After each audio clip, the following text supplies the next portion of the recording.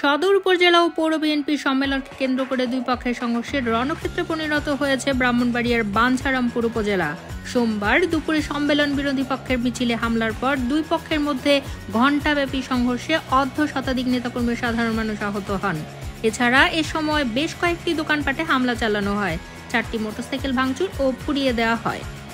এদিকে আহতদের মধ্যে গুরুতর অবস্থায় 4 জনকে ঢাকায় পাঠানো হয়েছে। পরিস্থিতি বিবেচনায় এলাকায় অতিরিক্ত পুলিশ মোতায়েন করা হয়েছে।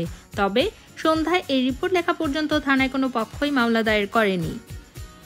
জানা যায়, গত 23 অক্টোবর বাঞ্ছারামপুর, কসবা, আখাউড়া উপজেলা ও পৌর এবং ব্রাহ্মণবাড়িয়া সদর উপজেলা বিএনপির সম্মেলনের তারিখ ঘোষণা করা হয়। ওই 4 স্থানে বিএনপির একাধিক পক্ষ রয়েছে। বাঞ্ছারামপুরের সম্মেলনের নতুন তারিখ ঘোষণার জন্য জেলা ও উপজেলা বিএনপি নেতৃবৃন্দকে লিগ্যাল নোটিশও পাঠানো হয়। সোমবার সম্মেলনের বিরুদ্ধে অবস্থানকারীরা বিক্ষোভের ডাক দেয়। স্থানীয় সূত্র জানায়, সোমবার সকাল থেকেই পুরো বাঞ্ছারামপুর উপজেলা জুড়ে উত্তেজনা বিরাজ করছিল। দুপুর 1টার দিকে উপজেলা সদরের পল্লী বিদ্যুতের মোড় থেকে সাবেক সংসদ সদস্য ও বিএনপি নির্বাহী কমিটির সদস্য মোহাম্মদ আব্দুল খালেক ও অপর নির্বাহী সদস্য রফিক শিকদার নেতৃত্বে সম্মেলন বিরোধী একটি বিক্ষোভ মিছিল বের হয়। মিছিলে রামদা, লাঠিসোঁটা, হকি স্টিক নিয়ে হাজার হাজার নেতাকর্মী অংশ নেন। মিছিলটি উপজেলার প্রধান সড়ক প্রদক্ষিণ করে উপজেলা সদরের মুসা মার্কেট এলাকায় আসা মাত্রই একাধিক ভবনের ছাদ থেকে ঢিল ছোড়া হয়।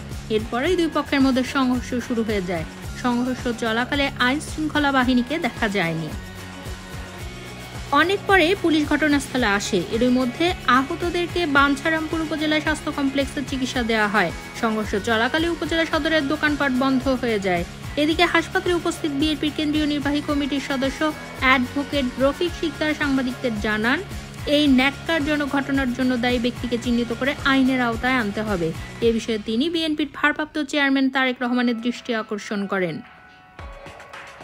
বাঞ্ছারামপুর উপজেলা স্বাস্থ্য কমপ্লেক্সের আবাসিক চিকিৎসক সৈয়দ আলী মোহাম্মদ রাসেল জানান, আহতদের মধ্যে অন্তত 25 জনের নাম হাসপাতালেও নথিভুক্ত করা হয়েছে। এর বাইরে আরও অন্তত 25 জন চিকিৎসা নিয়েছেন। এর মধ্যে গুরুতর আহত 4 জনকে ঢাকায় পাঠানো হয়। বাঞ্ছারামপুর থানার ভারপ্রাপ্ত কর্মকর্তা মোহাম্মদ মোর্শেদ আলম জানান, কিছুক্ষণের মধ্যেই পরিস্থিতি স্বাভাবিক হয়ে যায়। পরিস্থিতি পুলিশের নিয়ন্ত্রণে রয়েছে। কোনো পক্ষই এ বিষয়ে থানায় অভিযোগ দেয়নি। তবে সংঘর্ষে জড়িতদেরকে গ্রেফতারে পুলিশ অভিযান চালাচ্ছে।